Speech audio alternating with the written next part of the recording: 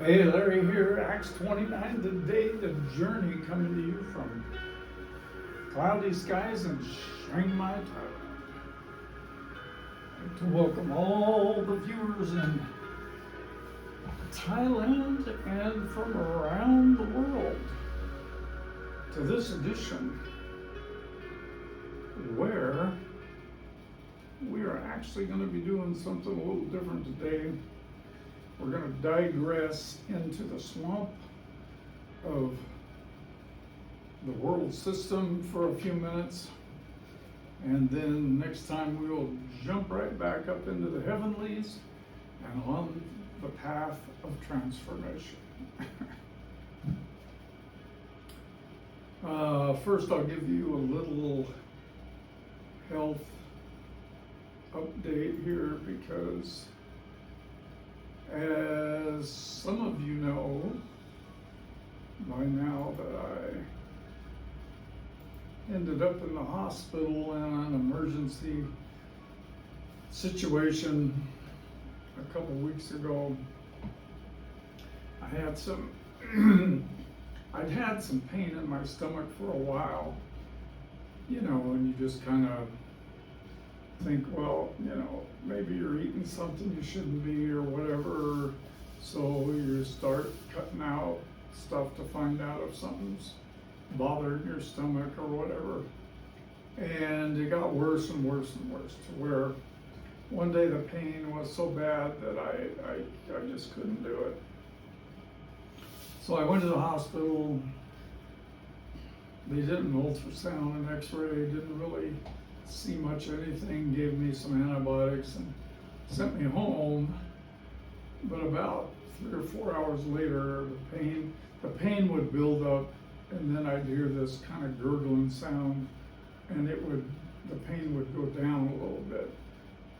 But then it kept getting more intense, quicker between the pains.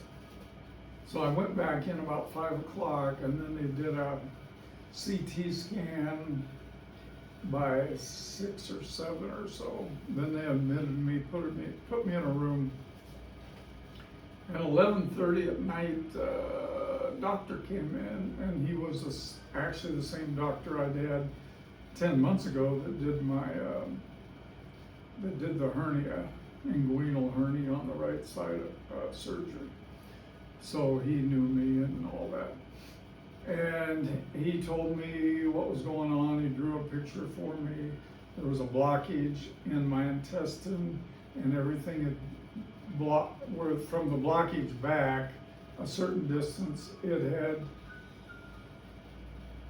gathered there and was expanding, and he was afraid that the intestine was going to break, and then all the toxins would have been throughout the whole organs, and that would have been a real mess.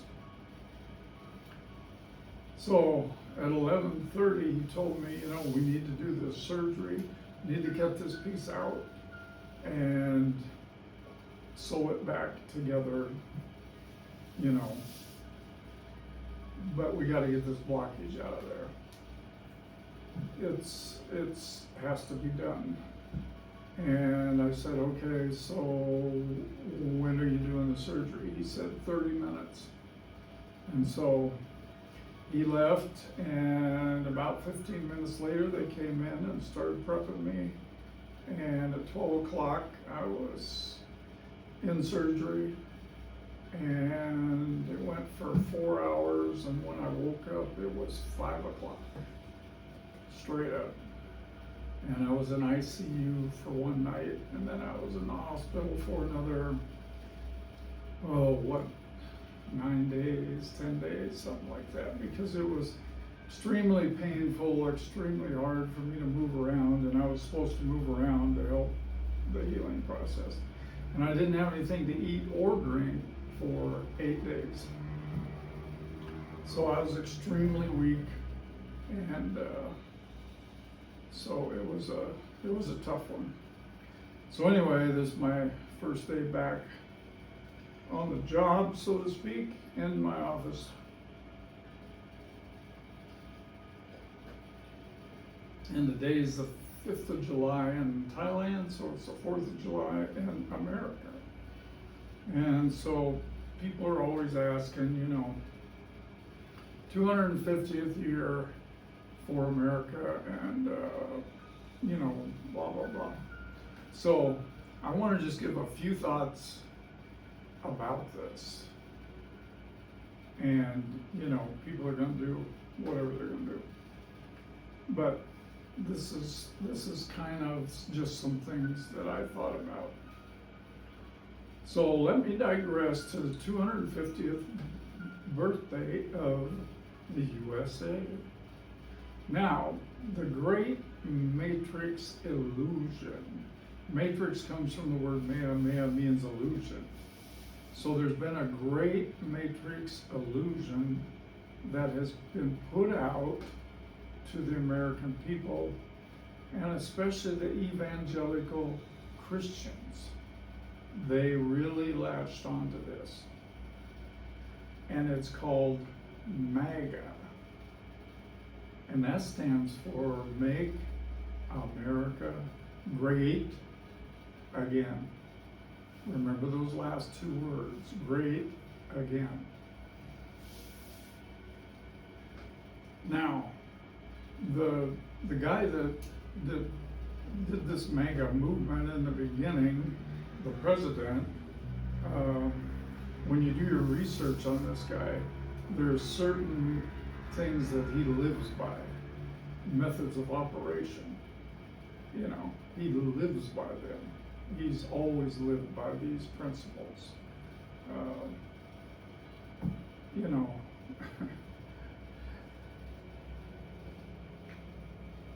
Always positive, positive, positive, and if proven wrong, then deny, deny, deny, and spin, spin, spin the story to where it always makes you look good. Well, one of his methods of operations that he believes in is that he said people want to believe in a fantasy, an illusion. People want to believe in an illusion. They want to believe a fantasy. They want to believe something that is not really true or going to happen, but they want to believe in that. So he gave them something to believe in, giving me something to believe in. So he gave them something to believe in. So he came up with Make America Great Again. And many people, especially evangelicals for some reason, because,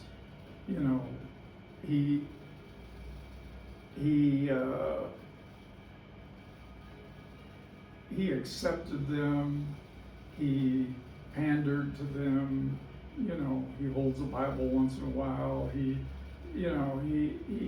reached out to the evangelicals because he knew that's where the vote was.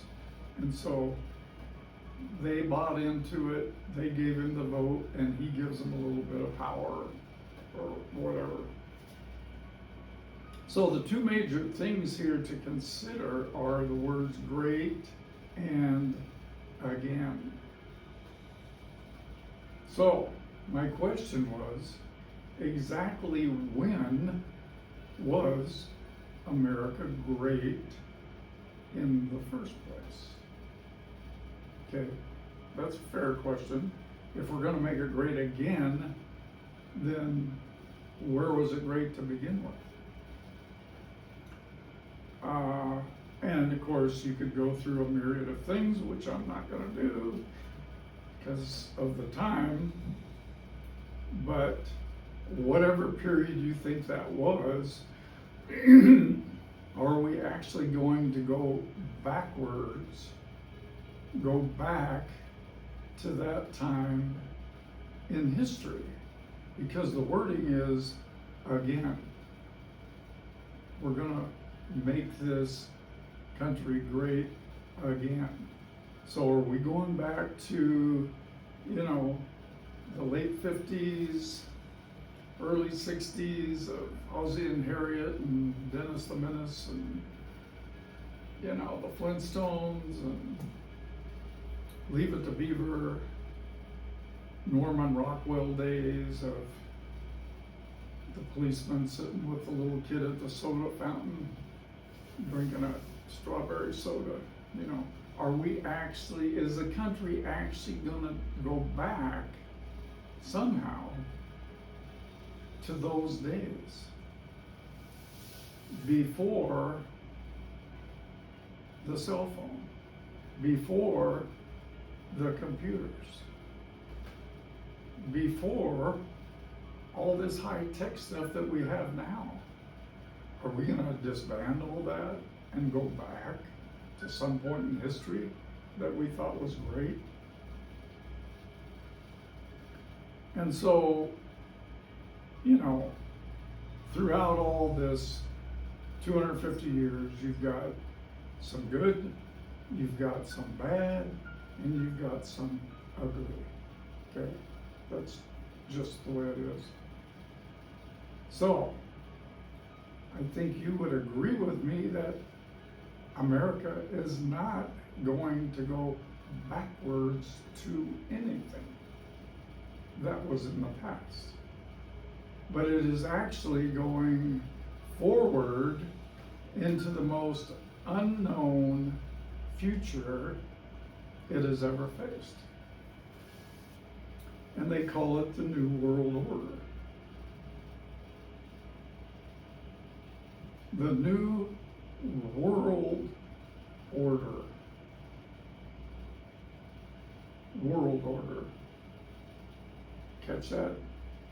World order. Not godly order. World order. And the president, in his acceptance speech, called it the New Golden Age. The New Golden Age. Like the Age of Aquarius. Okay, these are all New Age terms. So who is the little g God of this world? So, you know who that is. So guess whose order this new world order will be. So in my 77 years on the planet, born and raised in America, and this is my take of in my lifetime, that everything was basically normal. I mean, you know, when I grew up as a child, as a you know, 6, 7, 8, 9, 10, 11, 12, whatever, I didn't know, you know, I'd never heard of a gay, I'd never heard of trans, there were so many things I had never heard of because they just weren't out and about, you know, in the public square. So everything was pretty peaceful, everything was pretty chill, pretty normal, and, you know, life went on. I mean, you had stuff going on, of course, around the world, but, you know, it wasn't moving at the speed of light like it is today because we didn't have internet, we didn't have cell phones, we didn't have computers, we didn't have Google, we didn't have ChatGPT, we didn't have all this stuff. We didn't have it. And so, you know, we played outside. We rode bicycles with abandon, without helmets, without knee pads, without elbow pads, without bulletproof vests. We were always outside, playing, running, jumping, you know, skinning up ourselves, getting hurt, breaking a bone here and there. And that was normal. That was just normal. We didn't have TV for a while. I remember when the first TV came, it had like 2 channels or something, and you had to get up to change those. It had rabbit ears, you had to adjust all the time. You know, we had the old rotary dial phones. We just didn't have all this stuff we have now. So it was kind of that way, but I noticed around 1963, when I was probably in about the 9th grade, something happened, and JFK was assassinated, John F. Kennedy. And from then on, it seemed like things began to go downhill a lot faster. Martin Luther King was taken out, Bobby Kennedy was taken out, and then, Lee Harvey Oswald was killed, Jack Ruby was killed, and there were many, many others in mafia circles. I mean, many people were taken out, people you never heard of. So, 250 years is something that somebody once kind of made famous by saying that 250 years is kind of the average age of an empire. And that is not really true. Many empires lasted longer, some shorter. So instead of measurements of years of empires, there's a much better method to measure by. And these are the 7 ages or phases of an empire. These are 7 steps of an empire from birth to death. So let's see what age or phase America is in. So first of all, you have the age of the pioneers. Driven by necessity, a marginalized group breaks out to conquer and colonize, establishing new territories. Now, just a few thoughts about people coming to the New World, because that's what happened in the beginning. People, the explorers from Europe, were discovering the New World. So what were the 2 biggest reasons that people came to the New World from Europe? And Europe at that time, of course, was not a real fun place to be. It was very overcrowded, and there was a lack of a lot of stuff, and it was not, really that great of a life. So it's no wonder that some people wanted to get out of there. So the European powers and explorers, so this is a couple of reasons why they came from Europe to the New World. Explorers wished to grow rich from gold and other goods, and to spread Christianity and God to the indigenous peoples, and to gain fame and glory from their conquest. So it seems like they discovered, like in the Caribbean and some of the islands and places, before they actually got to what became America. And so they came to those places. They exploited the land, the people. They took their gold. They just wreaked havoc in these places.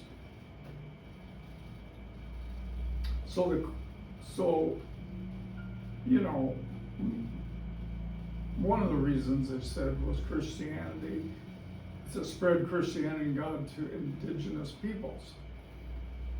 Well, then my next question, of course, was why was the spread of Christianity and God so completely unsuccessful to the indigenous people in the New World? The people that were already living there and had been for years. The American Indians. The Indians, not American Indians, they were just Indians, indigenous people that had been living in the country for years. So why was the attempt to spread Christianity so completely a failure to the indigenous people? Well, the spread of Christianity in the New World met widespread resistance because it was deeply tied to violent colonization. Violent colonization. Cultural eraser erasing the culture of the indigenous people, and forced assimilation. Indigenous peoples largely rejected the religion because of its imposition that destroyed their traditional cosmology, threatened their structural social structure, and was used to justify land theft and enslavement. Ooh. No wonder. Amazing, eh? Number 2, the age of conquest. The empire expands its borders, often through military campaigns. Well, we have been through that age of conquest. Number 3, the age of commerce. Wealth is created through expanding trade networks, creating a robust economy. Okay? Well, we've certainly been there and done that. Number 4, the age of affluence. The empire becomes rich, allowing citizens to enjoy material comforts and high standards of living. Yep. Been there, done that. Number 5, the age of intellect. Wealth gives rise to universities, arts, and the life of the mind. Citizens often begin to debate and question traditional values. Okay? Now, this basically came and started maybe a little earlier, but in the 60s, this became rampant. Number 6, the age of decadence. The populace loses its original sense of civic duty and descends into materialism, selfishness, pride, arrogance, and consumerism. The empire relies on welfare, suffers from mass immigration without assimilation of the immigrants into the society, and experiences a general weakening of religion. Wow. Sounds like a place I used to live. They've lost their sense of civic duty. They've descended into materialism, selfishness, absolutely, pride and arrogance, 100%, and consumerism. That's what it is. They rely on welfare, suffered from mass immigration, and suffered a weakening of religion.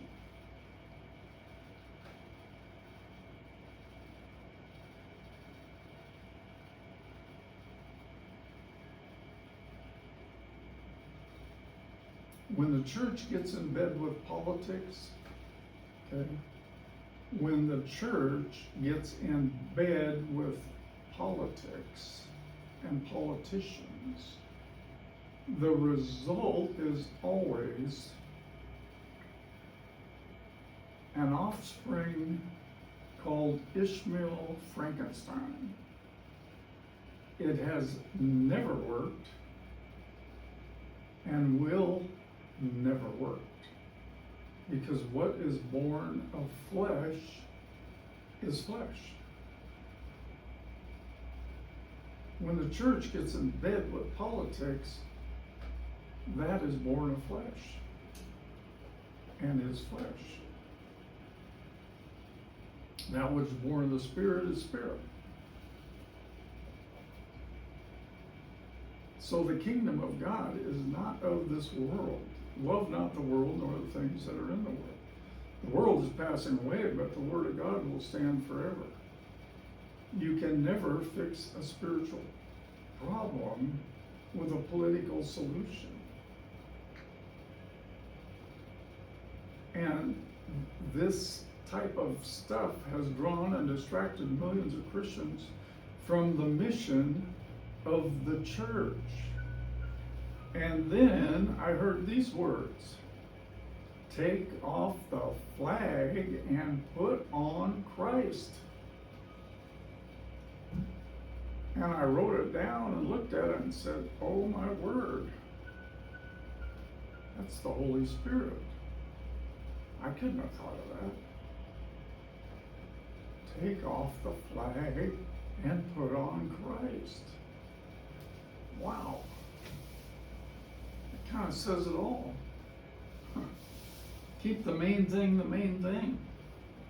Love not the world nor the things of the world. Yes, I know I'm in the world, but I'm not of the world. I'm not putting on any flag. I'm not pledging allegiance to any flag or country or people group or whatever. My allegiance is to the King of Kings and the Lord of Lords. That's what he demands, is allegiance, 100%. He said, if you're not willing to walk away from this world and let everything go and deny yourself, take up your cross and follow him, you're not worthy to be a disciple. Serious stuff, folks. Take off the flag and put on Christ. Number 7, the age of decline and collapse. The age of decline and collapse. Resource depletion. Check. Currency debasement. Check. Military overextension. Check. Cause the empire's infrastructure and borders to fail. Check. Ultimately leading to political fracturing. Is there any political fracturing in America? I mean, there's probably a civil war coming between the red and the blue and the left and the right and, you know, all that.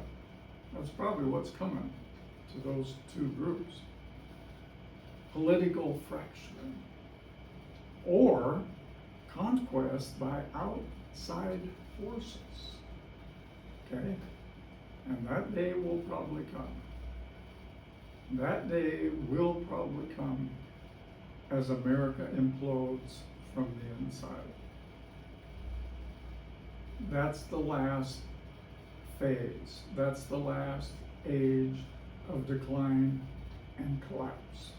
Resource depletion, currency debasement, military overextension, the empire's infrastructure and borders fail, leading to political fracturing.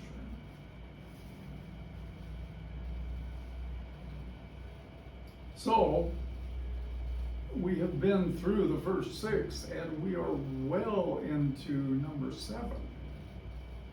Deep into number 7. So, it's not a matter of how many years something survives. It's a matter of these progressions and steps that make up an empire's lifetime. They all went through these phases. Every empire, including the American Empire. So now we see the empire deep into number 7. That's just where it is. So here's my conclusion. Keep your focus and eyes on heavenly things, not on the things of this world. Because every believer is a contractor, is a builder. And what is every believer building? They're building a house. Every day of their lives, we are building a house. And there's a storm that will reveal what the house has been built upon. The rock or the sand. And then there's another day coming where the rewards are handed out, and the works that we were involved in will be revealed on that day as by fire.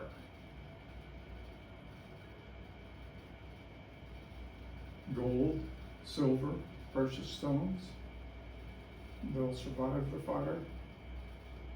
Or wood, hay, and stubble, they'll all be burned up. One will receive a reward and the other will not. But brother man, I'd just be happy to have a little straw hut on the outside of heaven, just make it in. Yeah, I get it.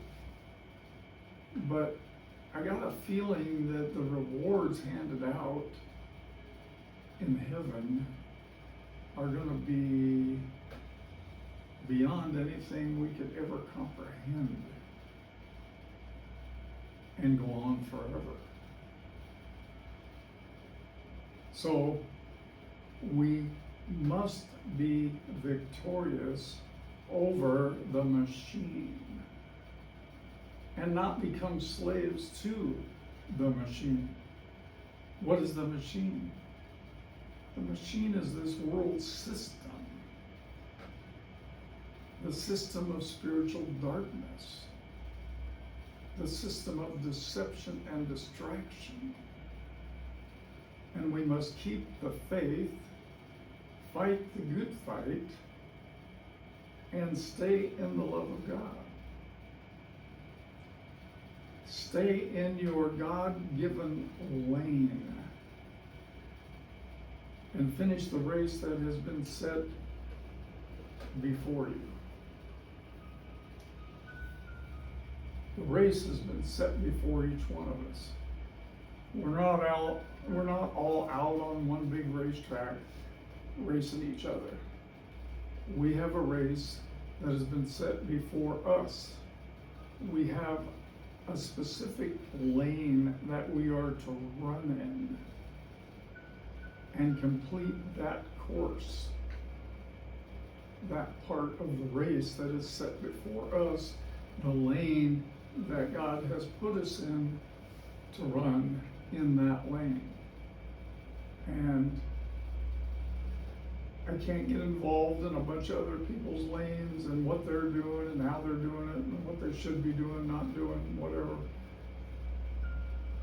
I have to stay in my lane.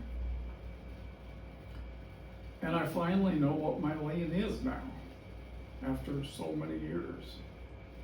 And so I just need to stay in that lane. So that's all the longer I'm gonna digress into the swamp.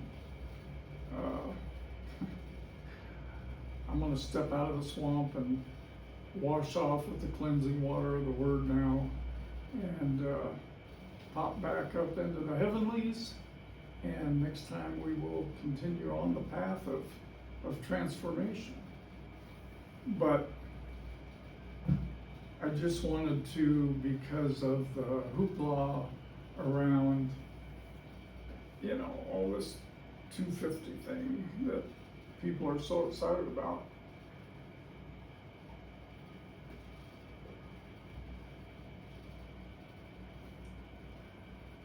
Just bring a few thoughts and maybe a little balance. But I know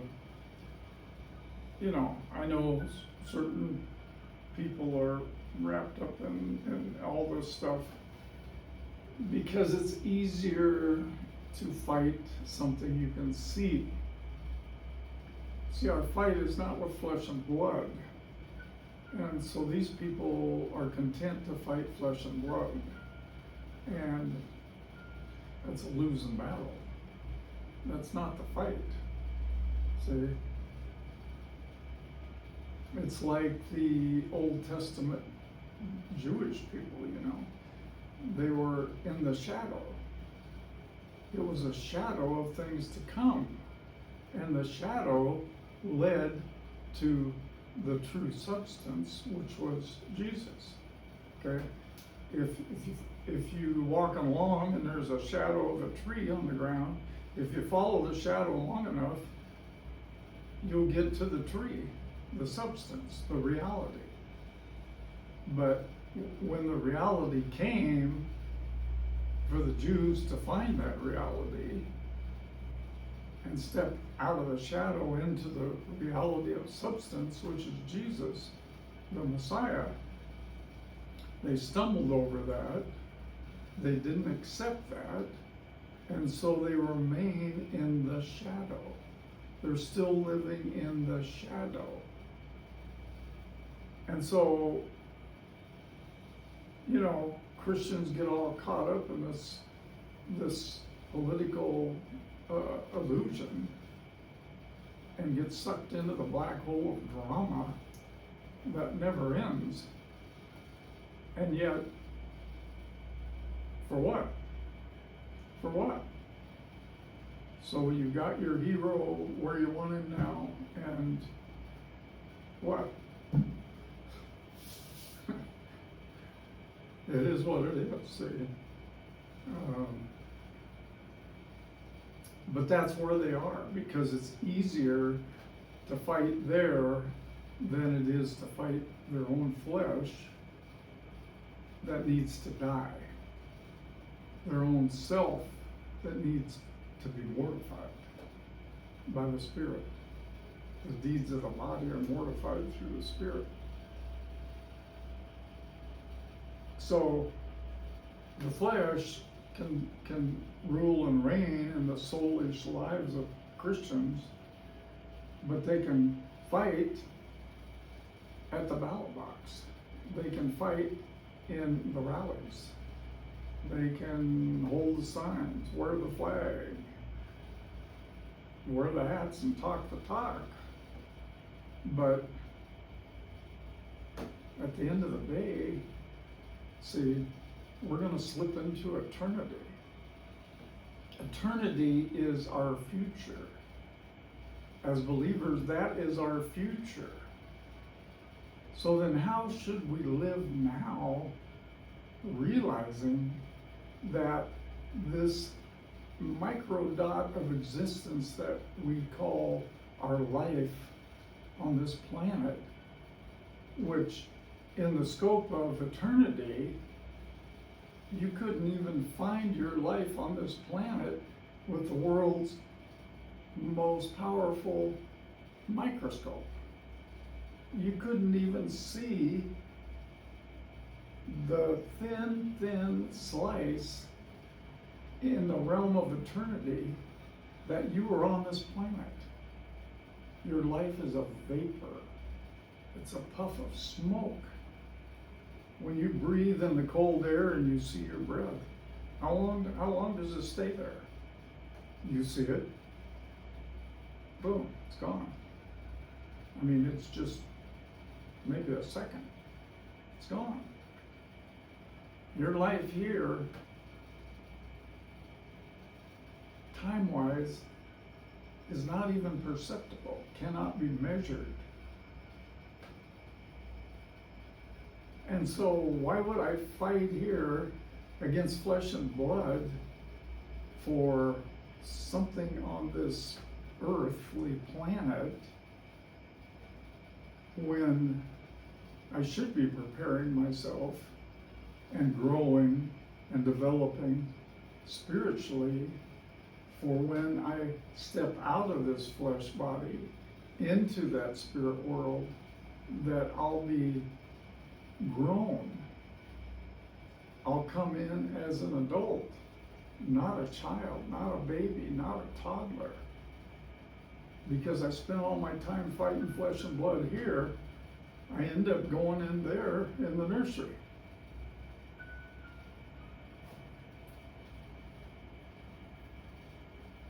take off the flag and put on Christ. Well, thank you for tuning in, and we will get back on the path of transformation next time. And remember, we're not fighting for victory, we're fighting from victory. So God willing, I'll see you next time. Bye-bye for now.